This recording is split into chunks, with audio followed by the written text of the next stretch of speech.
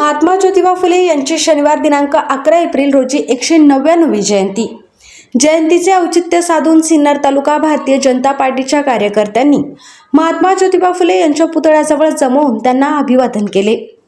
भारतीय जनता पार्टीचे नेते जयंतबाबू आव्हाड यांच्याबरोबर भारतीय जनता पार्टीचे ज्येष्ठ नेते भाऊसाहेब शिंदे, बाळासाहेब हांडेसर, देवयानी वाघ, सविता कोठुरकर आदींसह असंख्य कार्यकर्त्यांनी पुतळ्यास अभिवादन केले.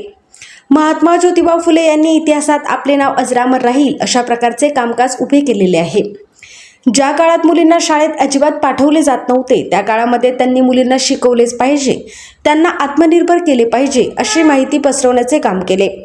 लोकांचा विरोध असतानाही महात्मा ज्योतिबा फुले आणि त्यांची धर्मपत्नी सावित्रीबाई फुले यांनी मुलींच्या शिक्षणासाठी अतोनात प्रयत्न केले. आपल्या देशात मुलींच्या शिक्षणाची मुहूर्तमेढ खऱ्या अर्थाने महात्मा ज्योतिबा फुले यांनी रोवली असे म्हटलेच वावगे ठरणार नाही. त्या काळात महात्मा फुले यांच्या प्रयत्नांची पराकाष्ठामुळेच आज घरोघरी मुली शिक्षण घेऊन उच्च पदावर विराजमान होत आहेत. शिक्षण घेऊन मुली उच्च पदावर नोकऱ्या करत आहेत, उद्योगधंदे करत आहेत, व्यापार करत आहेत.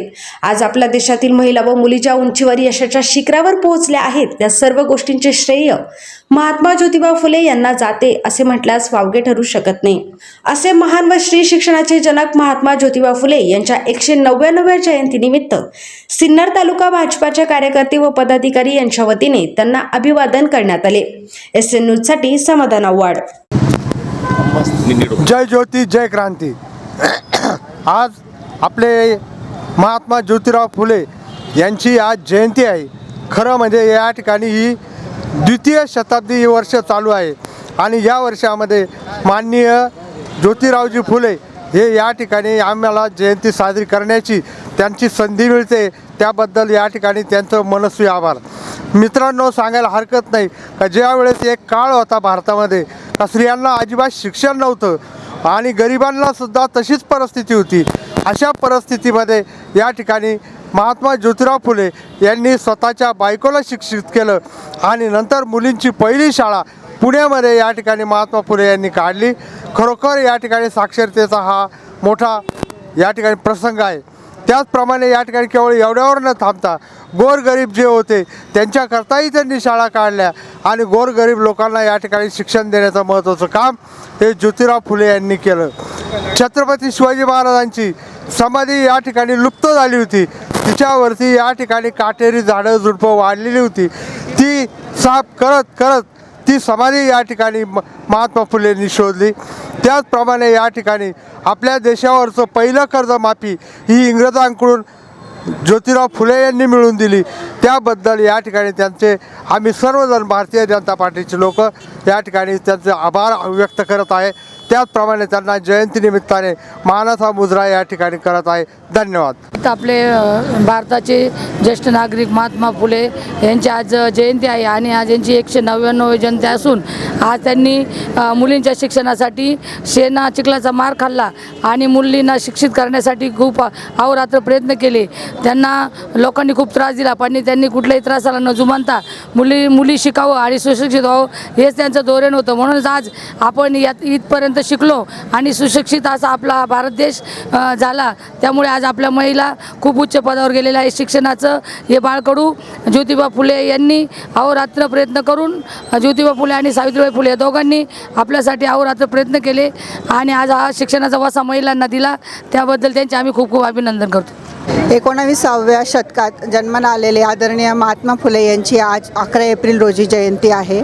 पुण्यातील गोरे गावामध्ये त्यांचा जन्म झालेला आहे आणि महिलांसाठी सतत स्त्री शिक्षण, त्याचप्रमाणे अस्पृश्यता निवारण, सत्यशोधक समाजाची स्थापना या सगळ्या गोष्टी महात्मा ज्योतिराव फुले यांच्याकडून झालेल्या आहेत. महात्मा ज्योतिराव फुले म्हणजे गोविंदराव फुले यांचे ते चिरंजीव.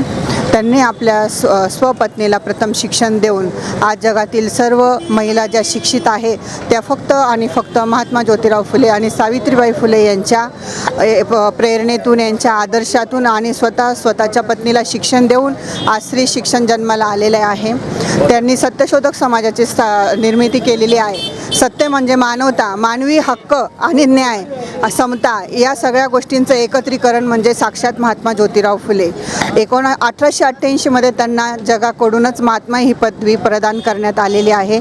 अशा महात्मा ज्योतिराव फुलेंनी समाजातील विधवा पुनर्विवाह, त्याचप्रमाणे बालहत्या, त्याचप्रमाणे स्त्री शिक्षण अशा ज्या काही गोष्टींचा निवारा आपल्यासाठी आज सोडून गेलेले आहेत, अशा नेत्याला आमच्या भाजप जनता पार्टीकडून कोटी कोटी नमन. धन्यवाद. शेतकरी महिलांसाठी, दीन अस्पृश्य जनतेसाठी ज्यांनी अतिशय मोलाचं योगदान दिलं. खऱ्या अर्थाने स्त्री शिक्षणाची चळवळ ही आपल्या स्वतःच्या पत्नीला शाळेत पाठवून त्या ठिकाणी महात्मा ज्योतिराव फुलेंनी सुरू केली. त्या महामानवाला मी माझ्या कुटुंबियाच्या वतीनं, भारतीय जनता पार्टीच्या वतीनं त्यांना विनम्र अभिवादन करतो. जय ज्योती, जय क्रांती.